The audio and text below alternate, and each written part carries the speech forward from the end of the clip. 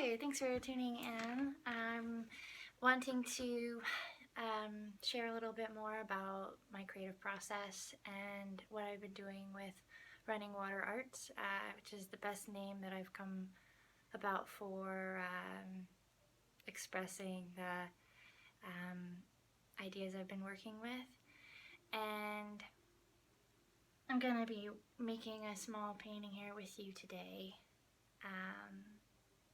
I'm grateful for this opportunity to share with you about what I make, and it's been sort of a scary mystery for me for a while. I've been painting for about 15 years, and in high school I would finish painting something and then just cry, and I would feel like this is it, this is why I'm here.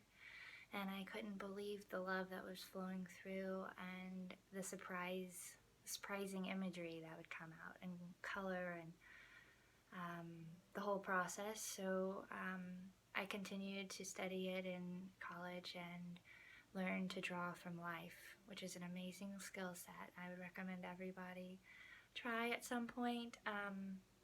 Anybody can learn to draw from life, and it's an amazing experience to have a conversation with your surroundings in that kind of a way, and it's really neat to see what we're capable of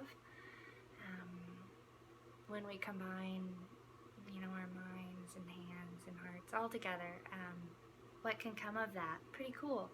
But as I do a personal practice, I don't find myself drawing from life much.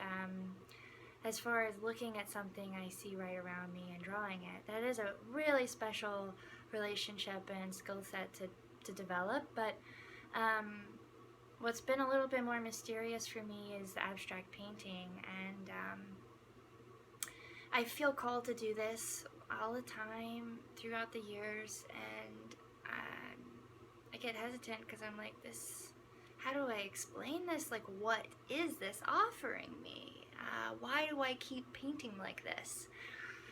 What is it trying to teach me, and what is it gonna do for the world? I don't know. If I have an option to either hide and keep it to myself or share it. So, so I find that after spending a lot of time with the work, that I get closer to nature, where it brings me back around to nature, and I love focusing in on water because it has movement, much like paint or anything that when we're drawing something, we're moving, and that drawing is capturing a moment where I'm moving. And so when you're painting, you're in the moment, and when you're swimming, you're in the moment. And rivers, they're always in the moment. Everybody's in the moment, right? I just read Practicing the Power of Now, but I realized that rivers have a lot to teach us, if we focus in on that. I am from Louisiana, and there the rivers are brown, and they don't move very fast. Sometimes they do, but when there's a lot of water in them, but there's a lot of getting out and pushing your canoe, and there's no clear water really to speak of that I ever saw growing up there. It's all mud and clay. All of the sediments from the rest of the country that flow down into the delta, and I just think that's an amazing beauty. And so rivers teach us beauty.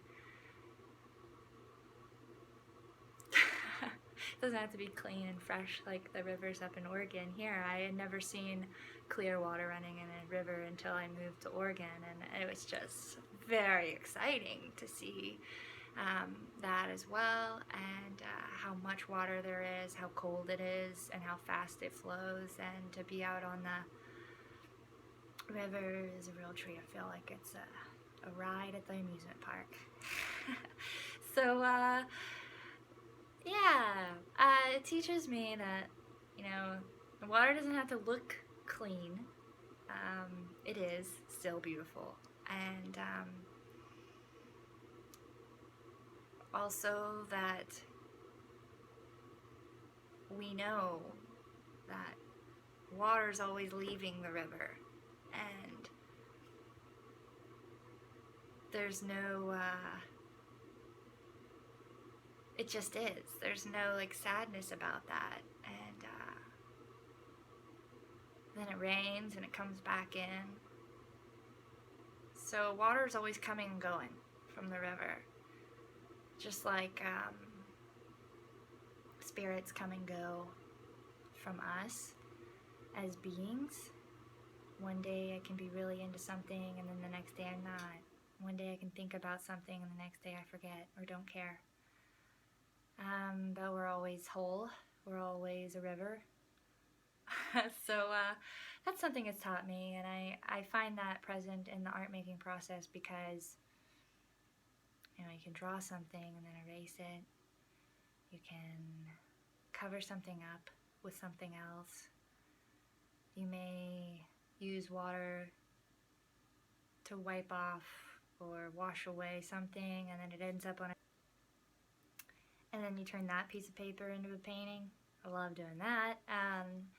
So nothing is ever gained or lost. It's, well, things do come in and go, right?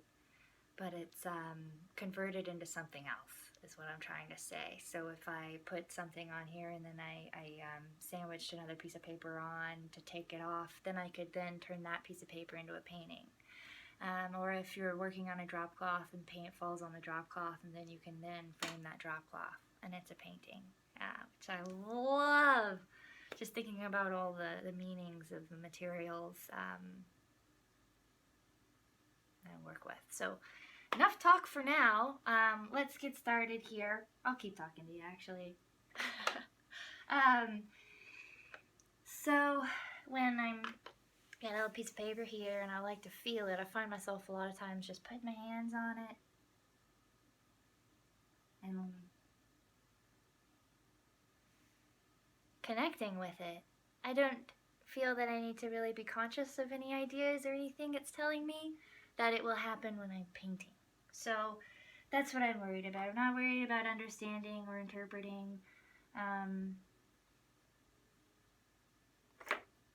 So then I just start listening.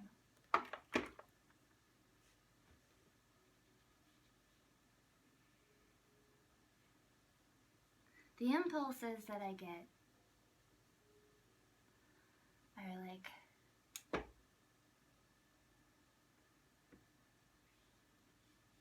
the impulses water may get as it flows. I'm just trying to allow the free flow of movement and listen to that.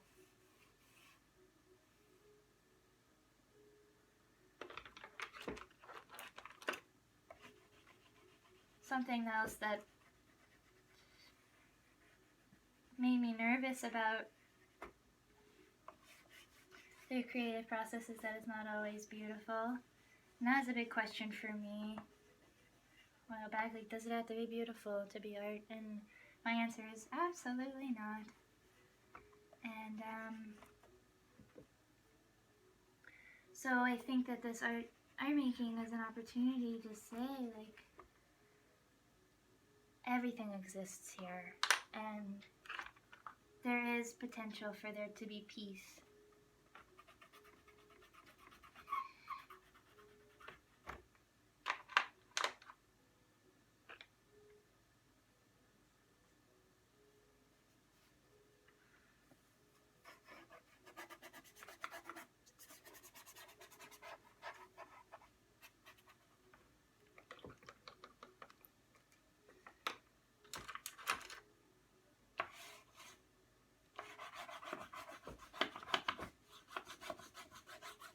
And there's a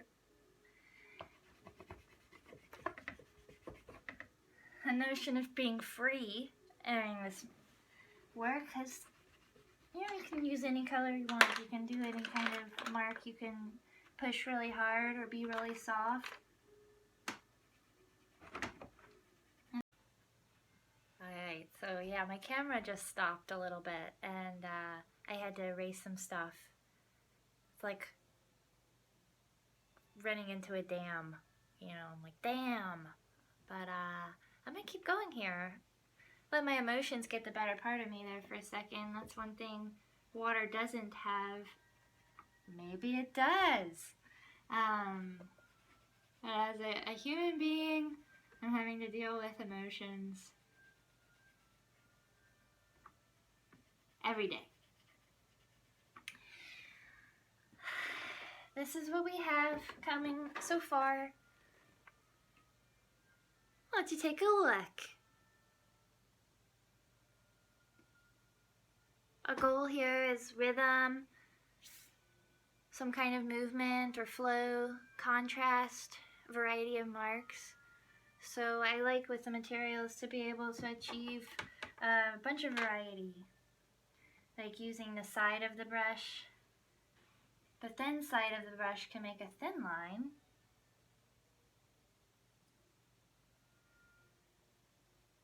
And the broad side, can make big marks. And I think we all have potential to have a variety of expressions. And I think that painting is a really cool way to express that idea.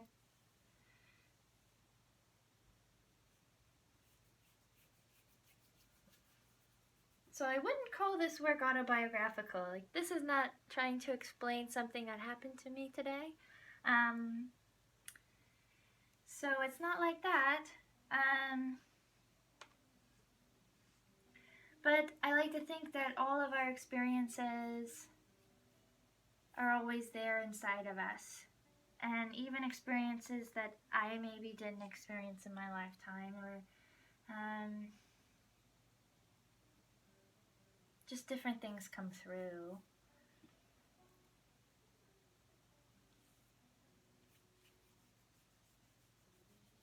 And that's what this is a painting. I mean, even though I don't understand or consciously make a choice to express something, doesn't mean that it isn't expressing something. It definitely is, and I think that this is a universal language. That's why I love painting, is because it doesn't have words or speak in a certain language, as it is a visual language. And so I think that we all can relate to spatial ideas and imagery, like shape. And so that's why I think painting is interesting. And guess we're just gonna wrap it up for today. We'll talk more later. Okay? Thanks for joining me for this process. And it's all good. Just let it be. Okay?